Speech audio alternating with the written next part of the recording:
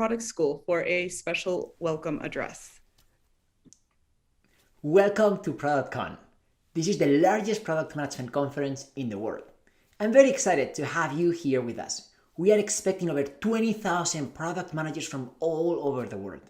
I want to give a special shout out to everyone staying up in the middle of the night just to join this conference. I promise you it's going to be totally worth it.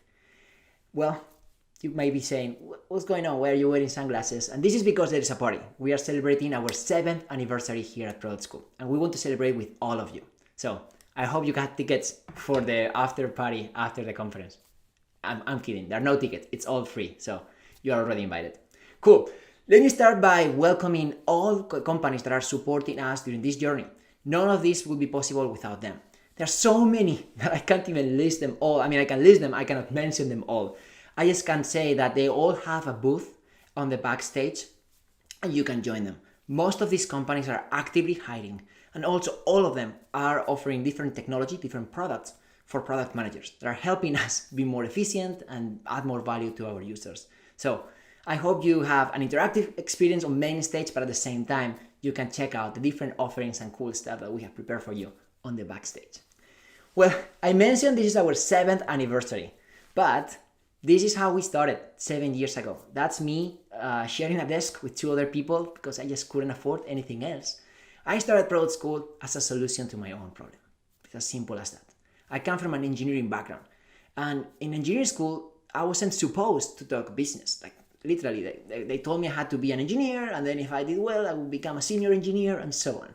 And I was, raising my hand saying, well, what if I want to leverage my technical background in a different way? And I never got a good answer.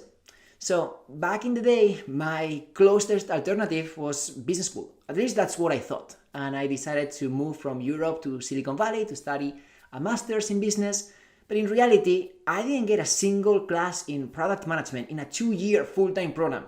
Well, I didn't have a product management class, but I didn't have a class in marketing or UX design or data science or any of the digital skills that a lot of us use on a daily basis. And that was very frustrating.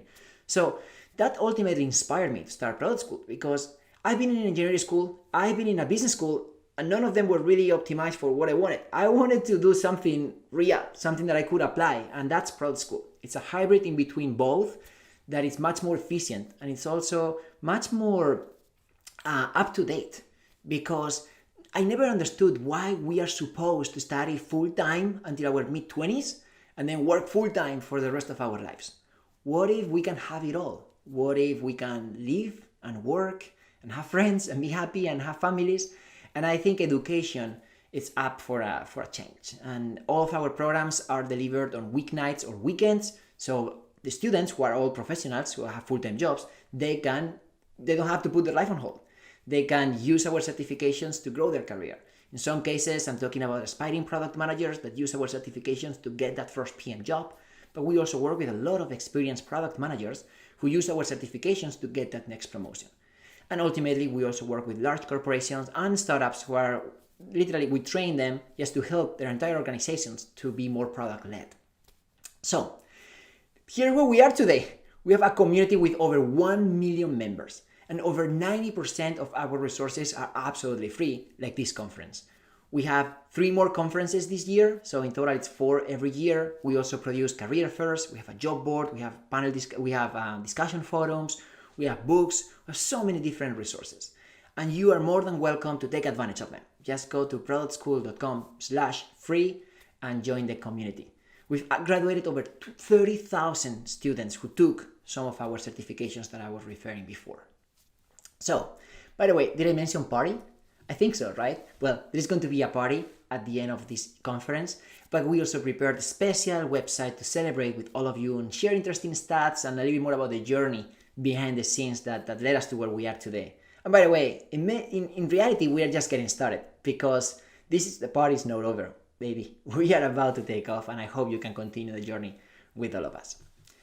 Well, without any further ado, I would love to welcome our keynote speaker, Evi Atawodi. She is the former head of product at Uber. She's currently working as the director of product at Netflix. Let's give it up for her.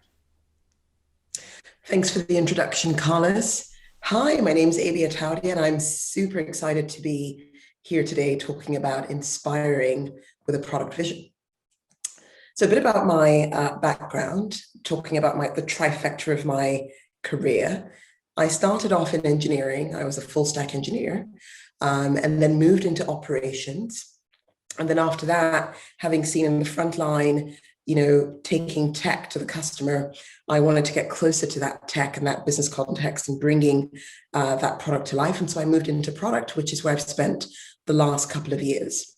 And in the middle of my engineering and operations stints, I also published 2 photography books. I fundamentally believe in the design craft, and it's something that I'm very passionate about. And so I like to embrace that in the work that I do as well. But definitely check out those books. So what is a product vision and why do you need one? We're all product managers, so you're probably thinking about why, and we should always start with why.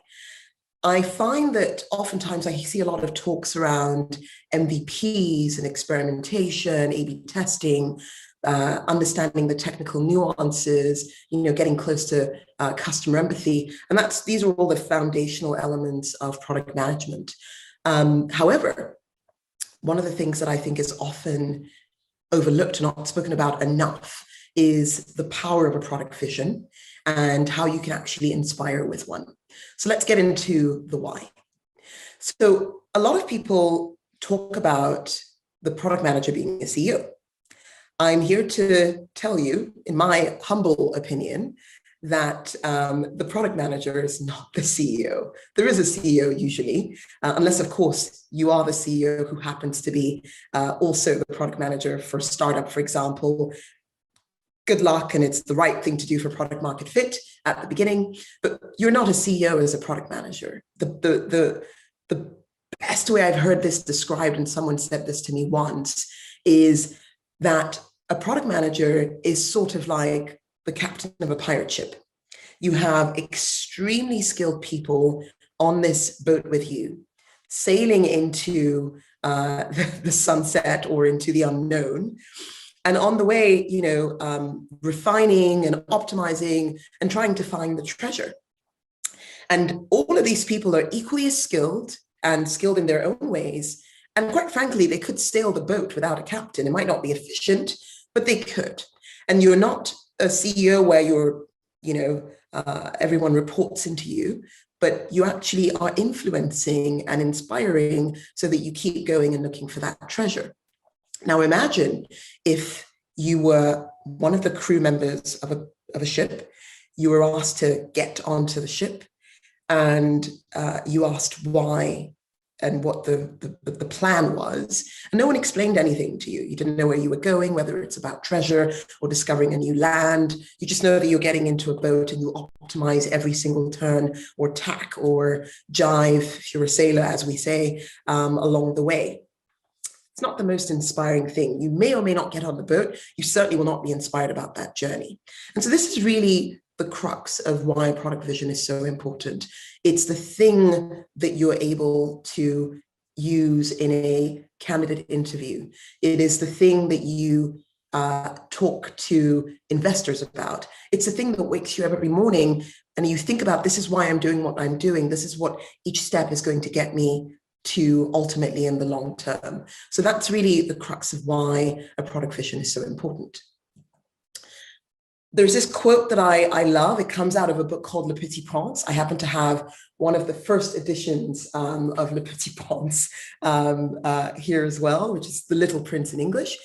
And it says, if you want to build a ship, don't drum up the people to gather wood, divide the work and give orders. Instead, teach them to yearn for the vast and endless sea. And this is really the spirit of what I'm talking about. And I hope that you will take this quote with you. It's something that you can also find at the bottom of the Netflix culture memo on the website. And it's something that speaks to me so deeply, especially now that I'm at Netflix.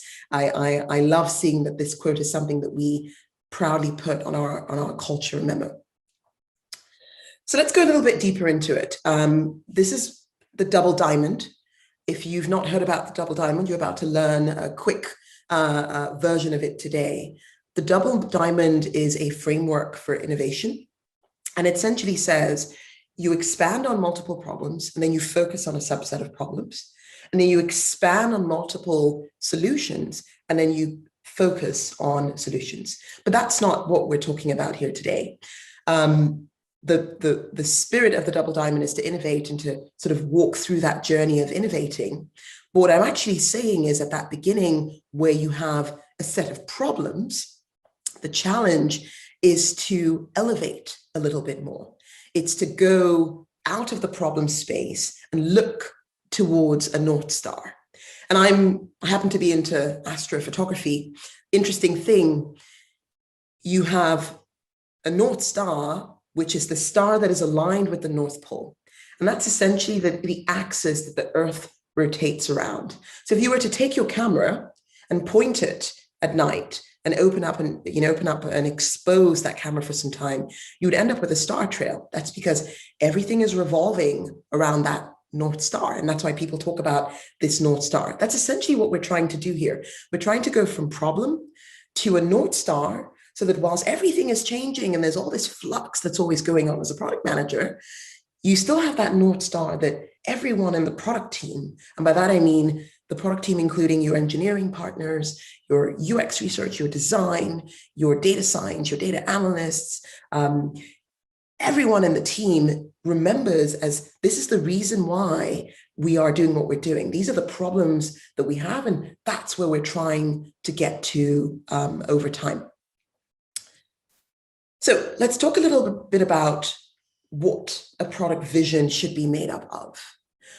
There are four things. It's imaginative, lofty, it inspires, and it's long-term. And this is my perspective of a product vision. And when I say it's imaginative, what I mean is you're not trying to solve something based on the realities of today. That's not really step-changing and visionary. With imaginative, you're able to think differently about the world today. You're able to come up with creative ways to solve the problems that exist. However, it's realistic. And the goal is not for you as a product manager by yourself to just go figure out these imaginative ideas. I used to have a design partner, who said, the magic happens in the confluence of our differences. And so when you think about that, you're bringing these partners, your product team, to come up with these ideas, but they're still realistic. There's still something that will happen probably in your lifetime. And then it's lofty. You don't want it to be so grounded in today so that you're thinking about the constraints and why it's not going to work. You don't want it to be so close to reality of the today that as soon as you talk about the idea, people are coming up with 100 problems. So it's lofty and it's removed from the constraints of today, because we don't know over time and the timeline of that vision whether those constraints will actually continue to exist. And then it inspires, it gets people excited. You want to work on this vision. You want to wake up every morning and get closer to that vision. And then finally, it's long-term, right? We're talking a couple of years out. Now, depending on your level in the organization, whether you're a junior product manager or very senior, it could be as long. And we'll talk a little bit later about the different kinds of product vision that you could develop. So I've talked about these four things that make up the product vision. And now I want to talk about these three steps. Now, of course, this is my experience and what I was able to use to bring a product vision to life. And I hope that these three steps will also help you bring your product vision to life as well. So we're going to talk about building empathy, the creation phase, and how you evangelize. And what I'm also going to do is actually give you two examples of going through this. Once when I was head of product at Uber and coming up with a product vision within the construct of a company vision, but also working as a product advisor for a startup called Origin with, less than 5 people, and coming up with a product vision that actually was for the entire company. And so just showing you these two examples. So depending on what level of PM you are, what company you're in, you're able to take something away from these two experiences. So first of all, starting with empathy. Who is your customer and what are their needs? And I'm not really talking about what are their problems, because you're going to think about some of the problems. Customers sometimes don't even know what the problems are, but you have this visceral understanding of the needs. And I generally, when I ask a product manager, tell me about your product, I look for this ability to show that empathy and this deep understanding of the customer's needs and the customer's mindset. So let's go into Uber. Uber's vision was push a button, get a ride. And over time, that vision started to expand, and it became, push a button, go places and get things. When I, was at Uber, I spoke to tens of thousands of customers, from support tickets that I was answering, phone calls, going on research trips with my UX research partners, going into countries and doing deep dives, shadowing call center representatives and our community operations team, and really spending a lot of time, always getting close to the customers and understanding what their needs were across the globe, right? And, as you started to speak to these customers, you're also able to bring that back to, the Uber verse. So a lot of people, when they think of Uber, they think of Uber Rides and Uber Eats, but there are so many other apps. We had Uber Health. We had, an interface for the jump scooters and bicycles. We had a partner app that was Lime. And we had all these different platforms, but we also had, even within Uber Eats and Rides, we had multiple apps for the rider and the driver, or for the eater and the restaurant and the courier. And as a payments team, ultimately what we wanted to do was make payments seamless. We wanted to make it easy for customers to pay and get paid. But we also wanted to elevate the payments experience. So as we looked at the vision of Uber, this company vision of push a button, get a ride, or push a button, go places and get things, we also thought about, how do we elevate that across all of these apps? And do we go and build an experience across all of them? Do we go deep into each of these unique needs and different customers? Or is there a way to sort of simplify that? And so we came up with two archetypes of customers, spender and earner. And this was all of us in a room, all the different product team members jamming on what it meant to be an Uber customer. And really it came down to these two things. A spender primarily wants to pay for services on the platform, and an earner primarily wants to earn for providing services on the platform. And a spender is thinking about, I want to make it as simple as possible for this customer to pay. I want it to be a simple process for this customer. And from an earner perspective, we're thinking about, how do we make it as simple for this customer to get paid? And so we have these two archetypes. And that's how we started to think about, how might we imagine a world in the future where there are other problems that these spenders and earners have based on the needs that we understood. So we had lots of data points that sort of brought these needs viscerally. Here's three that I'm calling out here. And something that was a best practice that we used as well was, I had my team have a doc, which we called Money Problems. We were the money team. And the Money Problems doc was this living doc of the key needs and data points that we were looking at, so that anyone, whether you're an engineer or designer, could look at this document to understand what the priorities were, what we were thinking about. So here are three examples. And this just helps to sort of put some color around the needs of the customer. Pivoting from Uber to Origin, a startup, like I said, less than 5 people at the time. And the vision of Origin was really, how do you get people to be a better version of themselves through travel? And how can you make it so that that travel is a net benefit to the world? So with Origin, we spend time talking to lots of customers as well. We're all travelers at the startup, so we're speaking to our friends and family, but also interviewing potential customers. And we distilled what we were hearing into these 3 pillars. The adventure seeking, I want to sort of go out and explore the world in a different way and go out of my comfort zone. I'm looking for culture. I want to connect with a different culture so that it expands my horizons. And I want this experience to be as seamless as possible. When we looked at the data as well, and we have a document where we also track these key data points. Just one example, there's people spend 6.5% of their time thinking about travel, but there are other examples, and these are the three big ones.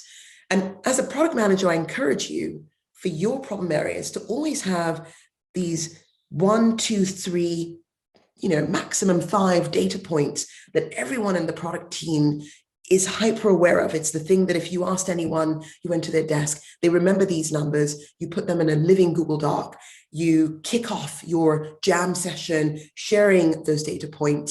And of course, along the way, you're building that empathy by joining research, going out and talking to customers, so you can distill with the business context these key things that you're looking at. So now you have you have that deep understanding of the problems, and now we go into the fun part, right? So if you were to take those problems and create the future world that you imagined it to be for the customer, you and your team, what would that look like? If you were to solve these problems, what would the lives of the customer be like? How would you improve their quality of life? So going back to Uber, we had the vision, and the company vision was that, push a button, get a ride, but that we would be able to eradicate parking. 25% of cities went to parking, people parking cars waiting. And if you could push a button and get a ride, maybe we could actually free up this parking for parks, for green areas, for businesses. And so we first started by going in a room. At the time, it was me, design partner, and another PM. We all went into a room and we jammed on those problems. And we said, okay, we're a payments team, and this is the broader vision. What are some of the things that we're seeing, and how do we solve them? Started writing some of the how might we's and post-it notes. And we came up with a couple of ideas that we all sort of gathered around. And one of them was this ubiquitous use of being able to top up your Uber balance somehow, right? And use that on the Uber platform. I showed you a data point earlier, 40% of trips around the world were in cash. And so we were thinking, how do we make this more seamless so that when Uber is creating more ways to push a button and get a ride, push a button and go places, a customer is able to pay for those experiences. You can't give cash to a scooter. You can't give cash to a bicycle. So what would that look like? And so we came up with this, and we actually then went away and did some, stick man sketches, and then took those sketches and actually brought them to a slightly better fidelity, just drawing them and putting them into a slide deck. So this was one example. Another example was we believed at some point you would be able to open up the Uber app and buy a train ticket and actually, pay for all your transport needs. We wanted to make sure that that vision was captured, and we as a payments team could support that need. Today, we actually have Uber Transit, but at the time we didn't.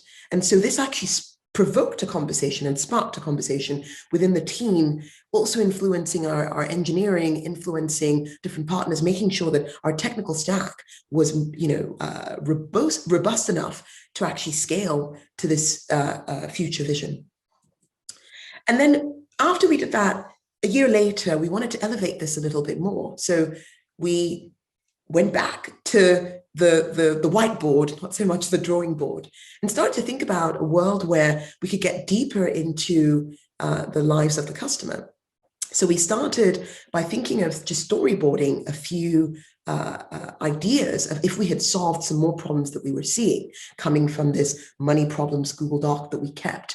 And we started to sort of storyboard some of these and actually mocking up the UX flows, almost like crazy eights, quick sketches on Post-it notes. And we mocked up a bunch of these storyboards and shared them, put them, on a wall and shared them with everyone, and sort of said, this is what we're thinking about, and adding more and more to those storyboards. And we took those and then we elevated them a little bit more. And out of those came these, the thinking around these three flagship products.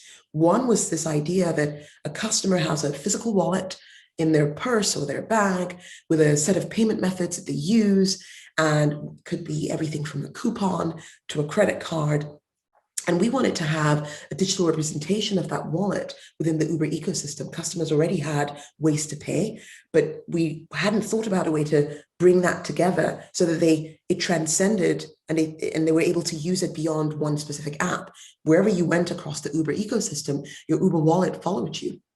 And so we created this idea of an Uber wallet and mocked up this one screen from that storyboarding exercise. The other one was a stored value product.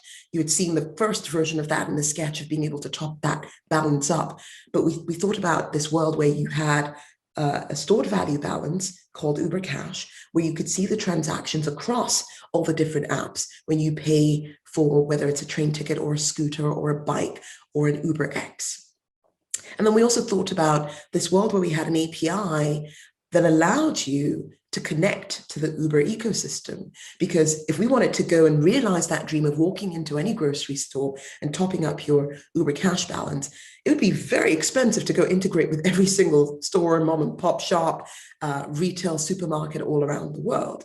So we thought about this idea of an API called Uber Pay that lets you connect your Uber wallet and your stored value balance to the outside world. And we also mocked that up to show how that could work, not just for topping up the balance, but also for using it to maybe pay at a restaurant that's on the Uber Eats platform. And then from that sort of quick one-slide sketch, which we put together in a couple of hours in Figma, from the Post-it notes into those sketches, we brought those to life even more. We then brought in those customers from the storyboards into the thinking and used this value prop approach, just speaking from the voice of the customers, almost as though we were interviewing them a few years down the line in that visionary world where we'd solve the problems and what they'd be saying, just to put the customer into the context and have people understand the context of the customer. And then we also showed those mocks, brought more of those storyboarded mocks to life. I love this billboard approach of showing a mock and also showing the value proposition as though it was a sort of headline on a billboard with a byline, and really sort of celebrating this product that doesn't really exist, but in the context of how it would work and what the value proposition would be.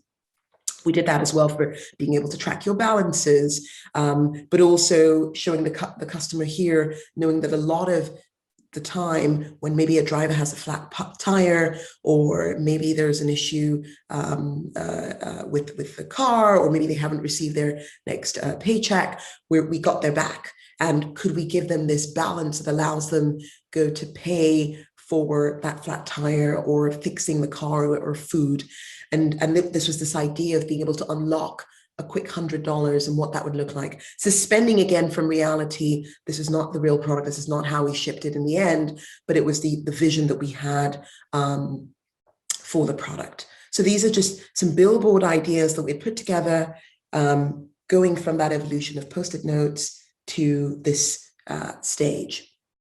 And then all of this culminated into a sizzle reel, which I'd love to share with you.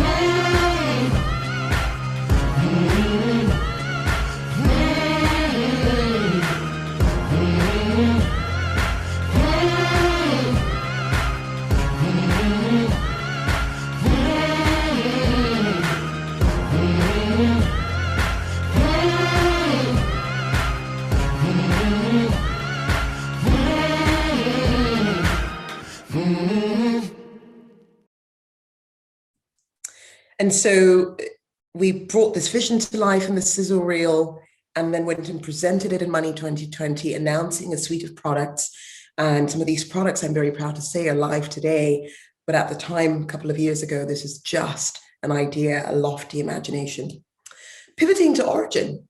So you've seen the vision of a product within the broader company vision, right? And now we're going to talk about the work that I was able to do as a product advisor for Origin. So very similar, we looked at those needs, and when we brought that to the team, we shared the different needs to a group of, this is a company at the time that had less than 5 people. And we had a designer, myself, the CEO, and a researcher. And we got in a room, talked about these different needs, and started to jam on jobs to be done, those potential problems that we're hearing from the needs of the customer. And as the product advisor and the sort of product hat in the room, we then distilled those problems into some core jobs to be done that we believed would be a good indication of the problems we'd want to solve, those lofty, imaginative things that we wanted to solve for in the long term.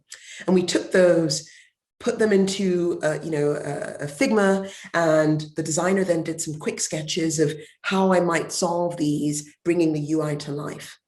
And these were lots and lots of sketches. There were probably about 50 of them, each of them taking no more than 10 minutes just to get the creative juices flowing and really speaking to this, just the 3 examples.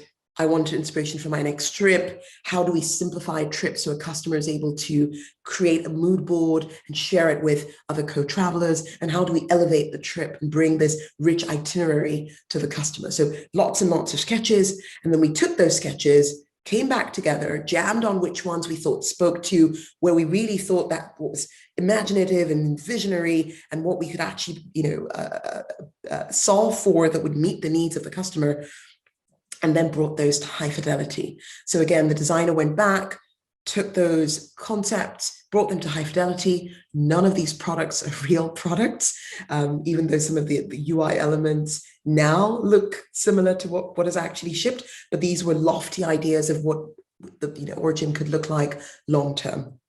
And I love these billboard approaches, taking those mocks once you've got them, putting them into the context of an iPhone or Android frame, and calling out this value proposition as though it was a real billboard.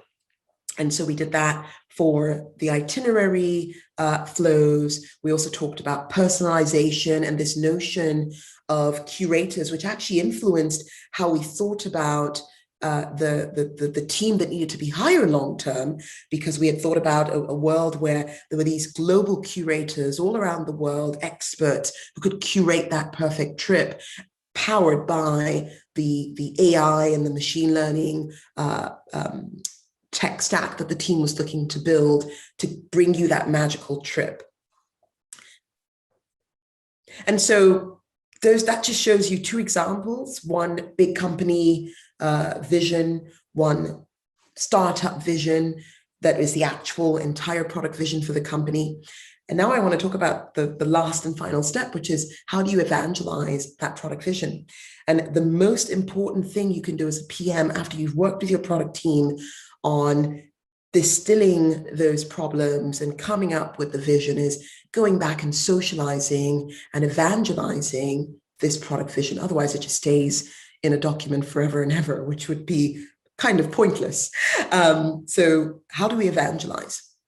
So I'm going to talk about 2 approaches, again, going from at a company and at a startup. At a company, you've been working with a core team. You've had a team of people, representatives who've been in the room, working with you, creating that magic from the confluence of your differences. And each of you at each point of that process is going back and sharing, when you get to a milestone with their broader team. So your UX researchers share and your designers are sharing with the team in crits or jams, the product managers sharing with other product managers, and really farming for dissent. And then once you've got that working group, getting sort of the feedback along the way, and of course, you're going to have people who want to go into the weeds and how it's going to work. But you have to remind them that this is lofty and long term, right? This is going into the future. Let's suspend reality. But you're shaping this vision. Once you've got that, you then take it to the stakeholders within the business. These are adjacent product teams. These are your legal, your policy, your partners, so that they're in lockstep with you as you bring this vision to life. And this could also be platform teams who need to think about where you're taking the product so they can invest in the platform to help you get there. Or this could be a team that's going to consume that product long term. If you are perhaps doing more, payments, platform work, or risk, or identity account management work, which supports multiple teams. And then once you've got that buy-in, you're then going finally to leadership. If you're a junior PM, that could be to your GPM or your director of product, maybe going even up to your VP of product or CPO. If you're a more senior PM, this could be going all the way to the CEO and potentially even to the board, depending on the sort of interaction the team has with the overall organization. But you're getting buy-in at a leadership level. And at each stage of these concentric circles, you're refining that product vision. Maybe it's the sketches at the beginning, or a newsletter that you start with, or a press release that you write about the vision before you go and shape it. And then maybe at the stakeholders, it's the initial high fidelity mocks. And then finally at the leadership, perhaps it's the sizzle reel or the billboards. And it's not that dissimilar at a startup. Startup, you're working with a team again, you're so small, they're probably all in the same room at the same time. And then you take that and you go to the entire company, you probably want to have an all hands, share it out to everyone. And then you take that vision and you're going to your investors one-on-one, but also in your investor monthly, in your newsletters that go out. You're getting feedback on it, but you want your investors to be bought into that vision. That is why they're backing you, and that's what they're hoping you're going to crack over time. And that's what they will also evangelize for you to potential investors for your next rounds. So you're able to go in these concentric circles, carrying people along the way, evangelizing the product vision along the way. So those are your 3 steps. You empathize by really distilling the customer problems. You as the PM with your product team is spending a lot of time really getting close to the customer. If I ask, when was the last time you spoke to a customer and it's more than a couple of months, you need to fix that. You need to spend time reading support tickets. You need to spend time being close to the customer so you can build that empathy. And then you take that empathy, you take the needs and start to think about the problems that they might not even have thought about that you solve for in the future. And then you go to creating, and you're creating as a group. You start very rough, post-it notes, crazy eights, press release with the idea, and then you can evolve that into low fidelity sketches, working with your designer in Figma or Sketch or Miro. And then you take those sketches and you bring them to high fidelity. And then depending on the budget and depending on what you're able to do in the company, bringing that to life into a sizzle reel where you bring the customer into the story and actually really bring that product vision to life. And then finally, once you've got the product vision all baked, along the way, you're evangelizing at every step, but finally, you're showing that to the broader leadership team, all your investors, and to the world. And so I do want to call out, I talked about this like it's some straight linear path, but it's not going to be the case. And it never is with product. It's going to be a windy road. You're going to go up and down, and there'll be peaks and troughs. But you want to keep this as lofty and simple as possible, so you're not getting into the weeds and you're not getting into debates about how and what hurdles are going to be crossed, but you're really exciting and inspiring people about how the world might look like. And I love this quote by Everett Dirksen, which says, "I'm a man of fixed and unbending principles, the first of which is to be flexible at all times." And whilst you have that vision, it doesn't mean that every single thing in the sketch is going to be what actually happens in real life. Of course, that's why it's lofty and it's long term. And so as a product manager, you're creating that North Star. There's all of this moving around that North Star, but ultimately it's about shaping this vision so that the principles and the product strategy come out of that guide you along the way to that North Star. And there's no talk about vision that doesn't have some version of Steve Jobs coming into it. Probably one of the luminaries and greatest visionaries of all time. And here's the interesting thing, the iPhone, which again is one of probably the greatest inventions in the last couple of decades, if not the entire century, wasn't something that Steve Jobs supported. He was actually vehemently against the notion of a smartphone by Apple. His team pushed on this vision for a smartphone. They persisted. They kept imagining this world where they would overcome the hurdles and the technical limitations and the concerns with working with networks dictating how these phones should work. And they imagined this world where a smartphone would exist. And they kept experimenting in a closed space and working on prototypes and mock-ups to finally get Steve Jobs to buy in. He was quoted as saying that, you know, the problem with smartphones was that they had to go through these orifices that, you know, Apple didn't have control over. And over time, that constraint went away by Apple defining what the plan should be with the networks. And this is what I mean by going lofty and persisting. And so who knows, maybe the next greatest invention of all time will come from one of you, that will be presented by one of the greatest inventors of all time, right? And that might not even come from that inventor. It might come from one of the people in this room today, who listened to this talk on ProductCon and shape that next product vision. Thank you, as we say in the Netherlands, dankjewel. And that was my talk on how to inspire with a product vision. What a great talk. Thank you, Abby. Now, make sure to catch Abby's Q&A in 10 minutes if you're a VIP ticket holder. We like to think of ProductCon not only as a conference, but also a party. And what party would be complete without a photo booth? So head over to the expo hall, put your widest smile on, and take a few snaps. Up next, we have Clara Liang, VP and GM, and Anne Diaz, product leader, both from Airbnb, who will talk about building a more inclusive future. The stage is yours.